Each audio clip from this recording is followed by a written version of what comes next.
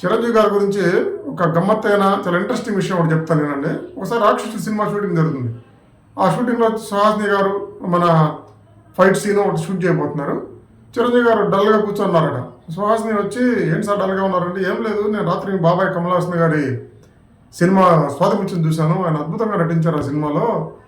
ఆ సినిమా చూసి నేను చాలా సాటిస్ఫై అయ్యాను. నాకు అన్ని యాక్షన్ సీన్స్, ఫైట్ సీన్స్, నరుకుతా కొరుకుతా చంపుతా అనే డైలాగులు తప్ప నాలోని నటుడిని తృప్తిపరిచేటి పాత్రలు నాకు రావటం లేదు, అందుకని కొంచెం డల్ అనిపించింది, అందుకే డల్గా ఉన్నాను. సార్, మీకన్నా అక్కినేని నాగేశ్వర గారి కన్నా ఎన్టీఆర్ గారి కన్నా అద్భుతమైన నటులు జనంలో ఉన్నారండి.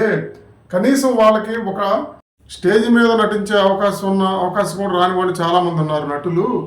నటుడు అవటం గొప్ప కాదండి, స్టార్ అవటం చాలా కష్టం.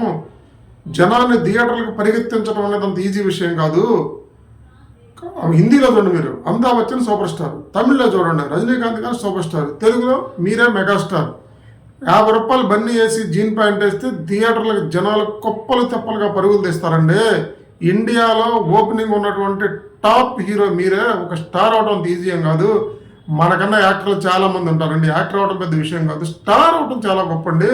మీరు స్టారు, మిమ్మల్ని ఎప్పుడు కూడా డల్గా అవ్వాల్సిన అవసరం లేదు. మా బాబాయ్ యాక్టర్ కానీ స్టార్ కాదు, కానీ మీరు స్టార్ అవడం చాలా కష్టం అని సుహాసిని గారు చెప్తే చిరంజీవి గారు ఎంతో సంతోషించారంట. Thank you.